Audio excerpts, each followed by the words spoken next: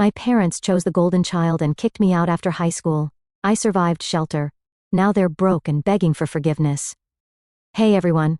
We put a lot of time and effort into finding these stories to keep bringing you the best content. If you enjoy what we do, it would mean the world if you hit that subscribe button. Your support really makes all the difference and keeps this journey going strong. Thanks so much for being here with me. Now, let's start the video. The original poster, or OP, starts by saying, I don't really know where to start because I've carried this story around for so long that it's hard to even talk about it without feeling raw. I guess I'll just jump in. My parents were artists, not famous ones or even successful ones, but the kind of artists who thought they were better than everyone else. They lived for their craft, constantly painting, sculpting, or hosting little gallery nights where their equally broke friends came over to drink cheap wine and talk about how society didn't understand them. Growing up, I didn't just feel ignored, I felt like an accessory that didn't match their aesthetic. My parents made it pretty clear that they didn't want kids. They had me by accident, and they never let me forget it. My mom once joked to her friend during one of their wine nights that I ruined her body. I was maybe 10 years old at the time. She didn't even care that I was in the next room. My dad was no better. He'd talk about how much money kids cost, and how he could have used it to buy new supplies for his studio. Real warm and fuzzy parenting, right? Things got worse when my brother Leo was born. He was the golden child from the start. My parents were obsessed with him. He was the perfect baby. The kind of kid who looked good in photos and always had adults cooing over him. It was like he became their living, breathing art project. They took him everywhere. Gallery openings, art fairs, even coffee shops where they'd sit for hours pretending to be deep thinkers. Me? I was left at home, usually with the TV as my babysitter. I don't even blame Leo. He was just a kid, and honestly, he didn't know any better. But the favoritism was so blatant that even strangers noticed. At one of their art showings, a lady asked my mom why I wasn't in any of the family photos on display. My mom just laughed and said, "She's not very photogenic." That one stuck with me for years. It wasn't just the photos either. My parents would constantly criticize me, whether it was my weight, my clothes, or even the way I walked. My mom once told me I ruined the family's look because I was too awkward. I started avoiding mirrors because I hated what I saw, and I hated how they made me feel about myself. I wasn't pretty, I wasn't graceful, I wasn't what they wanted. Leo, on the other hand, was everything they'd ever dreamed of. What hurt the most was how little they cared about my accomplishments. I wasn't a bad student, actually, I was pretty good. I got mostly A's and even won a couple of writing contests, but my parents never showed up to parent-teacher conferences or school events. When I showed my mom one of my awards, she just glanced at it and said, "That's nice. Put it on the fridge or something." Meanwhile, when Leo drew a stick figure, they'd gush about how he was going to be the next Picasso. By the time I was a teenager, I'd given up on trying to impress them. They didn't care, so why should I? I started spending most of my time in my room, reading or watching movies. I'd try to avoid being around them as much as possible because every interaction just made me feel worse about myself. It wasn't like I had anywhere else to go. My parents didn't have any close friends who had kids, and I wasn't allowed to go out much. They'd say it was because they didn't want me getting in trouble, but I think they just didn't want to deal with the inconvenience. Holidays were the worst. Christmas was basically a non-event in our house. When I was around 10 years old, I begged my parents to get a Christmas tree, and they finally caved and bought one of those cheap fake ones. After that, it became my job to set it up every year. They didn't even bother putting up decorations. They'd just give me some cash and say, "Buy whatever you want for yourself." Birthdays were the same. They'd hand me money and tell me to go pick something out. No cake, no party, not even a happy birthday most of the time. Leo, of course, got the full treatment. My parents would throw these elaborate birthday parties for him, complete with custom decorations and expensive gifts. One year, they even hired a magician. I remember sitting in my room during one of his parties, listening to the laughter and music downstairs, and wondering why I wasn't good enough for that kind of attention. It wasn't just about the presents or the parties. It was the way they treated me like I was an outsider in my own family. They didn't care about my feelings, my needs, or my future. When I turned 16, I thought maybe I could finally connect with them. I asked if I could help out at one of their gallery events, just to feel like I was part of something. My mom laughed and said, "We don't need help, sweetheart, but thanks." That was her nice way of saying no. My dad was more blunt, "You're not really the vibe we're going for." That hurt more than I can even explain. I wasn't the vibe? What did that even mean? I wasn't asking to be a centerpiece, I just wanted to feel included for once. But they didn't want me there. I wasn't pretty enough, thin enough, or cool enough to fit into their artsy world. By the time I graduated high school, I was done trying. I'd already started working part-time at a grocery store to save up money because I knew what was coming. My parents made it clear that I wasn't welcome in their house after graduation. They didn't even try to sugarcoat it. My dad handed me a printed eviction notice, yes, an actual legal document, and told me I had 30 days to figure it out. Meanwhile, Leo, who was only a year younger than me, got to stay. He wasn't even contributing anything to the household, but that didn't matter. He was their perfect son, their golden boy, and he could do no wrong. I couldn't even be mad at him. He'd grown up with their constant praise and attention, so he didn't really know any other way. But it still felt like a slap in the face. The day I moved out was one of the worst days of my life. I had nowhere to go. None of my friends had space for me, and I didn't have enough money for a deposit on an apartment. I ended up at a women's shelter, sharing a room with 3 other people. It wasn't ideal, but it was better than sleeping on the street. For the first time in my life, I was completely on my own. No family, no safety net, no one to lean on. It was terrifying, but at the same time, it was almost freeing. My parents had thrown me out like I was trash, but at least now I didn't have to live under their shadow anymore. Little did I know, that was just the beginning of the fight for my own life. Moving into the shelter was surreal. I hadn't expected much when I got there, and honestly, that was probably a good thing. The building was old, with peeling paint and creaky floors, but the people were kind in a way I wasn't used to. The staff didn't ask for details unless I wanted to share, and the other residents didn't pry. Most of us were just trying to keep our heads above water. I shared a room with 3 other women. It was cramped, and privacy was almost non-existent, but at least I had a bed.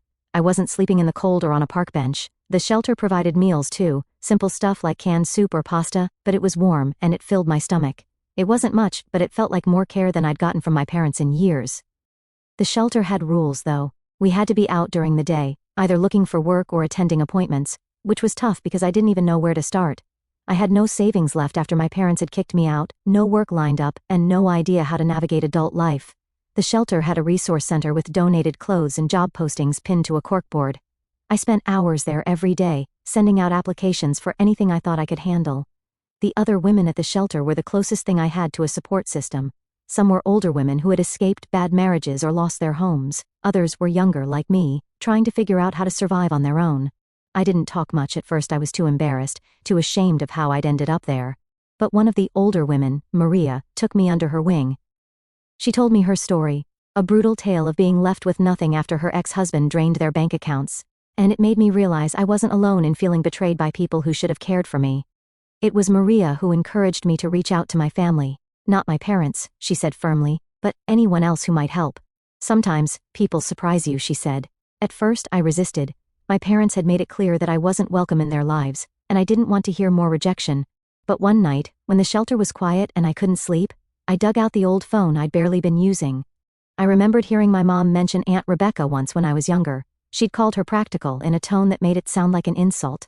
That's when I realized Rebecca might be exactly the kind of person I needed. I didn't have her number, but a quick search online turned up her work information. She was a nurse at a hospital a couple of states away. I hesitated before dialing, staring at the screen and wondering if she'd even remember me. When she answered, her voice was brisk and professional. "This is Rebecca." I stammered out my name and explained who I was. For a moment there was silence, and I braced myself for her to hang up. Instead she said, "Oh my God, are you okay?" That simple question nearly broke me. I hadn't heard genuine concern from an adult in years. I told her everything, how my parents had kicked me out, how I'd ended up in the shelter, and how I had no idea what to do next. She didn't interrupt or ask too many questions. When I was finished, she said, "You don't have to go through this alone. I'm coming to get you." True to her word, Rebecca showed up at the shelter 3 days later. She didn't come empty-handed either. She brought a suitcase full of clothes in my size, toiletries, and even a box of snacks. She hugged me like she hadn't seen me in years, which, I guess, was true. I hadn't realized how much I'd missed being hugged. The car ride to her house was a blur. I was exhausted but relieved. Rebecca lived in a modest 2-bedroom house in a quiet neighborhood. It wasn't fancy, but it was cozy and warm, with mismatched furniture and framed photos of her and her dog, a chubby golden retriever named Max. She told me to settle into the guest room, which had fresh sheets on the bed and a stack of books on the nightstand. For the first time in months, I slept without worrying about what tomorrow would bring. Rebecca didn't waste time getting me back on my feet. She was the kind of person who believed in action, not just words. She helped me set up a budget, opened a joint account with me so she could teach me about saving, and even took me shopping for professional clothes so I could go to job interviews. "Don't think of this as charity," she said. "Think of it as an investment. You'll pay it forward someday." Through her connections, I landed a part-time job at a local bookstore. It wasn't glamorous, but it was steady. and I loved being surrounded by books all day. Rebecca also encouraged me to enroll in community college. She said education was the key to independence, and she was right. I started taking night classes, balancing work and school, and for the first time in years I felt like I was building something meaningful. Living with Rebecca was a revelation. She didn't treat me like a burden or an afterthought. She asked about my day, listened to my stories, and actually cared about my answers. She even helped me rediscover parts of myself I'd forgotten. When she saw some old sketches I'd made, she encouraged me to pick up drawing again. Art doesn't have to be about impressing anyone, she said. It's about finding joy in creating. Slowly, I started to heal. The bitterness I felt toward my parents didn't go away, but it started to feel less all-consuming. Rebecca reminded me that family isn't just about blood, it's about the people who show up for you when you need them most. She showed me what it meant to have someone in your corner, and I'll never stop being grateful for that. Life wasn't perfect, of course. Money was still tight, and there were nights when I'd sit in my room and cry because the weight of everything felt too heavy. But I wasn't alone anymore, and that made all the difference.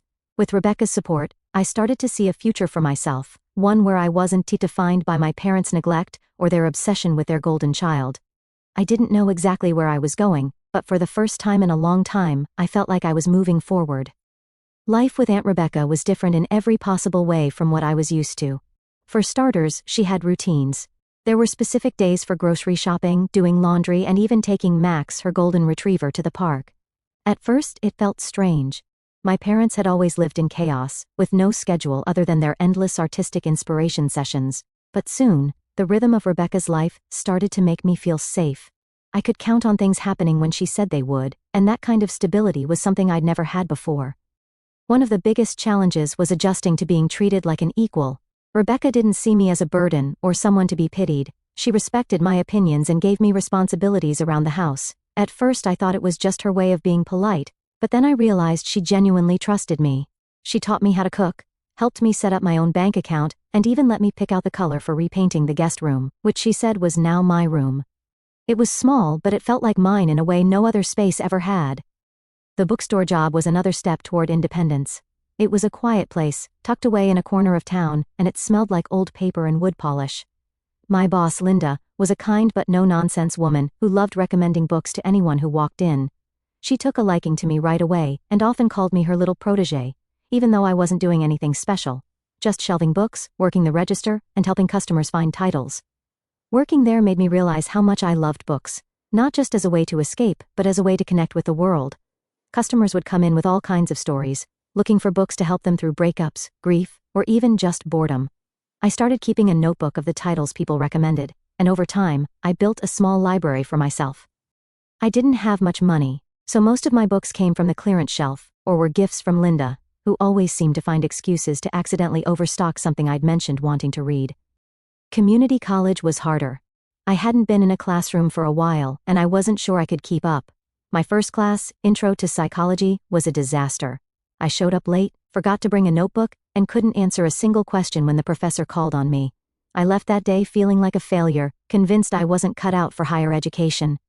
But when I got home, Rebecca sat me down at the kitchen table and helped me come up with a plan. "You're not failing," she said. "You're learning, and that's the whole point." Rebecca's words stuck with me. Slowly but surely, I found my footing. I figured out how to organize my time, take notes, and even participate in class discussions. By the end of the semester, I wasn't just passing. I was thriving. I loved learning, and I realized I wanted to keep going. I wasn't sure what I wanted to major in yet, but the idea of having a future, one I could shape for myself, was exhilarating. One of the most surprising things about that time was how much support I received from people outside my immediate circle. Linda would let me take extra shifts when I needed more money, and some of the women from the shelter even stayed in touch, cheering me on from afar. It was like I'd stumbled into this network of kindness and encouragement that I'd never known existed. Not everything was smooth sailing, though. There were moments when the weight of everything, my past, my family, my uncertain future, would hit me all at once. I'd sit in my room staring at the walls and wonder if I was ever going to be enough. Was I really capable of building a life for myself? Did I deserve it? Those thoughts were hard to shake, and sometimes they'd keep me up at night. Rebecca always seemed to know when I was struggling, even if I didn't say anything. She had this uncanny ability to check in at just the right time, usually with a cup of tea or a plate of cookies. "You don't have to do this all at once," she'd remind me. "One step at a time. That's how you climb a mountain." It became a kind of mantra for me, something I'd repeat to myself on the tough days. As I settled into this new chapter of my life, I started thinking about my parents less and less. They hadn't reached out since kicking me out, and honestly, I didn't expect them to. I wasn't part of their world, and I didn't want to be. But Leo was a different story. Every now and then I'd wonder what he was up to.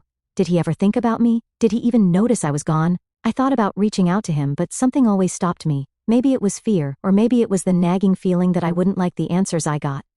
One day, while organizing some of Rebecca's old photo albums, I found a picture of her and my mom from when they were kids. They looked so different from the people I knew, happy, carefree, and inseparable. It made me wonder what had gone wrong between them. Rebecca didn't talk about my mom much, but I could tell there was a lot of hurt there. She wasn't always like this, Rebecca said when I asked. Your mom had a lot of dreams, and when they didn't pan out, she took it out on everyone else. That explanation didn't make me forgive my mom, but it did make me see her in a different light. She wasn't some untouchable figure, she was just a flawed, fragile person who didn't know how to handle her failures. It didn't excuse what she'd done to me, but it helped me start letting go of the anger I'd been carrying for so long. By the time I'd been living with Rebecca for a year, I hardly recognized myself. I had a job I loved, classes I was excited about, and a sense of purpose I'd never felt before. I wasn't just surviving anymore, I was building a life. And for the first time, I started to believe that I was worth the effort. For a while, life with Aunt Rebecca felt like a safe bubble. I focused on work, school, and figuring out who I was without the shadow of my parents looming over me. But that bubble didn't last forever. One day, out of the blue, I got a text from my younger brother Leo. I hadn't heard from him since I left home, and seeing his name on my phone screen made my stomach twist. Hey, the message read, "Been a while, can we talk?" I didn't know how to respond. Leo had always been my parents' golden child, the one who could do no wrong. I didn't resent him for it, not really. He was just a kid caught up in their toxic dynamic like I was. But when they kicked me out and let him stay, it felt like a confirmation of everything I'd always feared. That I didn't belong, that I wasn't good enough. After staring at the message for far too long, I finally replied, "What do you want to talk about?" His answer came quickly, "Mom and Dad, stuff's been weird here, curiosity got the better of me." I agreed to a phone call, but my hands shook as I dialed. It was strange hearing his voice after all this time. He sounded older, more serious. He didn't waste any time getting to the point. "Mom and Dad are a mess," he said. "The art stuff isn't working out, and they're fighting all the time. I think they might lose the house." I wasn't surprised. My parents had always been terrible with money, pouring everything they had into their art while ignoring practicalities like bills and savings. But what caught me off guard was the way Leo talked about it. There was no trace of the golden child I remembered, the kid who thought our parents hung the moon. He sounded tired, frustrated, even angry. "They've been taking it out on me," he continued. "I think they're expecting me to fix everything." I didn't know what to say. A part of me wanted to comfort him, to tell him it wasn't his responsibility, but another part of me felt like this was his reckoning. He'd always been their favorite, the one they put on a pedestal. Now he was getting a taste of what it felt like to be weighed down by their expectations. "Why are you telling me this?" I asked finally. "Because you're the only one who gets it," he said. "I don't have anyone else to talk to." That hit me harder than I expected. For all their favoritism, my parents had failed Leo too. They'd never taught him how to be independent or how to navigate the real world. They'd only ever cared about how he made them look. And now that their lives were falling apart, they were dragging him down with them. Over the next few weeks, Leo and I started talking more. He told me about the fights, the debt, and how our parents were trying to pressure him into helping them sell their art online. They'd even suggested he quit school to focus on the family business. It sounded eerily familiar, like a twisted echo of the life I'd left behind. But as much as I felt for Leo, I couldn't let myself get sucked back into their drama. I had worked too hard to build a life for myself, and I wasn't about to let them drag me down again. When he asked if I could help, I told him the truth. I can't. They made their choices, and they have to deal with the consequences. Leo didn't take it well. He accused me of abandoning him, of being selfish. It hurt, but I stood my ground. "You're not a kid anymore," I told him. "You have to decide what kind of life you want. Don't let them make that choice for you." Our conversations became less frequent after that. I missed him, but I knew I'd done the right thing. My parents had already taken so much from me, I couldn't let them take more. Then, one day, I got a call from Aunt Rebecca while I was at work. Her voice was tense. "Your parents showed up at my house," she said. My heart sank. "What?" "They said they were looking for you. They wanted to reconnect." Her tone made it clear she didn't buy their story. I felt a mix of anger and panic. I hadn't told my parents where I was living, and I couldn't believe they'd stooped to dragging Rebecca into their mess. "What did you tell them?" I asked. "I told them to leave and not come back," she said firmly. "But I think you should be prepared. They're desperate." Desperate. That word stuck with me. It explained everything. Their sudden interest in me, their attempts to use Leo, even their willingness to show up at Rebecca's door uninvited. Their world was crumbling, and they were grasping at straws. I decided to take action before they could make things worse. I got new locks for the house and set up security cameras, something Rebecca insisted on helping with. "They're not going to bully their way into your life again," she said. Sure enough, a few days later, my parents tried to contact me. First, it was a string of emails filled with flowery language about family ties and starting fresh. When I didn't respond, the tone shifted. They accused me of being ungrateful, of abandoning them in their time of need. It was textbook manipulation, and I refused to fall for it. Eventually, they showed up at my house. I didn't let them in. I stood on the porch blocking the door and told them to leave. My mom tried to guilt-trip me, going on about how hard things had been for them. My dad just stood there scowling, like he couldn't believe I was standing up to them. "You owe us," my mom said at one point. "We raised you, we gave you everything." "Everything?" I snapped. "You kicked me out and left me in a shelter. You gave Leo everything, not me." She opened her mouth to argue, but I cut her off. "I don't owe you anything. Now get off my property before I call the police." They left, but not before my mom gave me one last parting shot. "You'll regret this. Family is all you have." But that wasn't true. I had Rebecca. I had the friends I'd made at work and school. I had myself. Family isn't about blood, it's about who shows up for you. And my parents had never shown up for me. As I watched them drive away, I felt a strange mix of sadness and relief. Part of me wished things could have been different, that they could have been the parents I needed, but another part of me knew that letting them go was the only way to move forward. I had built a life without them, and I wasn't about to let them tear it down. After the confrontation with my parents on the porch, I thought I was done with them. I'd made my boundaries clear, and for a while it seemed like they were going to respect that. Weeks went by without any contact from them. I threw myself into work and school, grateful to get back to my routines without the weight of their drama hanging over me. But deep down, I knew it wasn't over. My parents were nothing if not persistent when they wanted something. The first sign came in the form of a letter.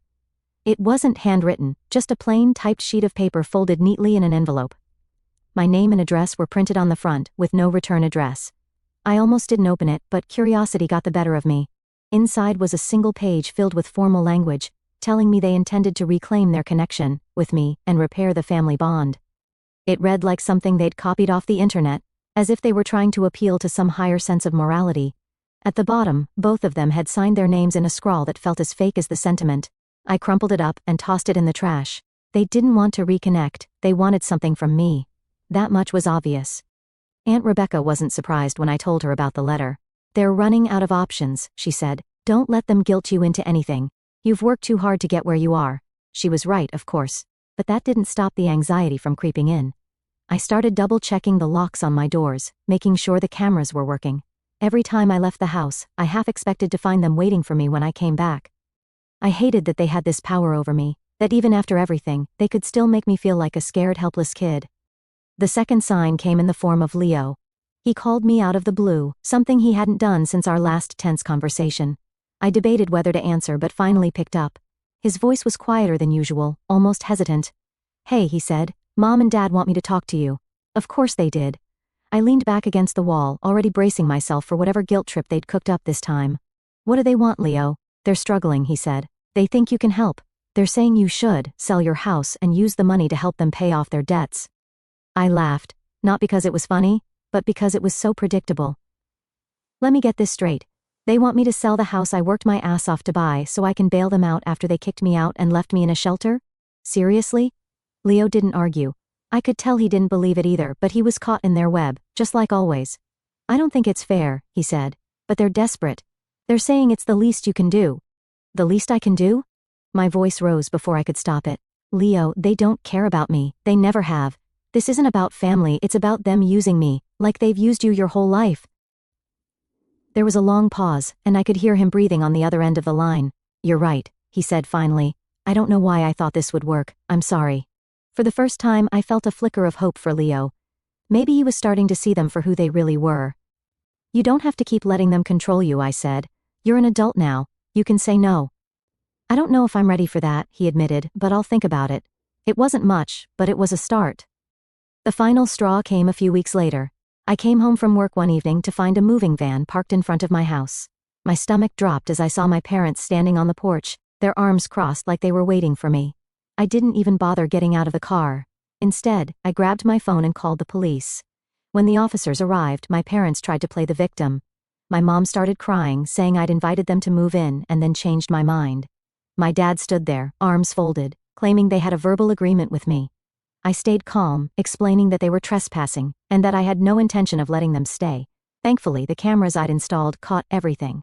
Their arrival, their attempts to break in, even their argument on the porch about whether I'd actually let them in.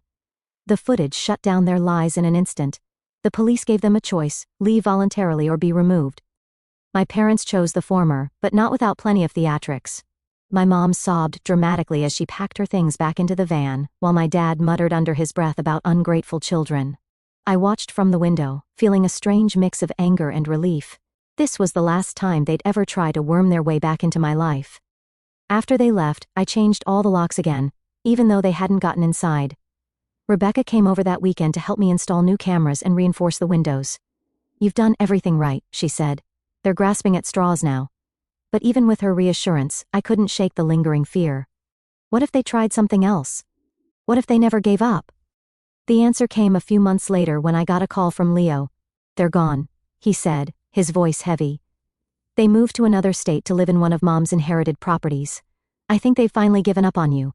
Hearing that felt like a weight lifting off my chest. For the first time in years, I felt free. I wasn't looking over my shoulder anymore, waiting for the next crisis to hit. My parents were out of my life, and I intended to keep it that way. These days, I focus on the things that matter: my job, my classes, and the future I'm building for myself. Rebecca is still my rock, always there to offer advice or just listen when I need to vent. Leo and I are slowly rebuilding our relationship, though it's complicated. He's still tied to our parents in ways I'm not, but I hope he'll find his own way out someday. As for my parents, I don't think about them much anymore. They made their choices, and I've made mine. They may have tried to define me as the problem child, the one who didn't fit their mold, but I've proven that I'm so much more than that. I've built a life for myself, a real life, full of people who love and support me, and that's something they can never take away.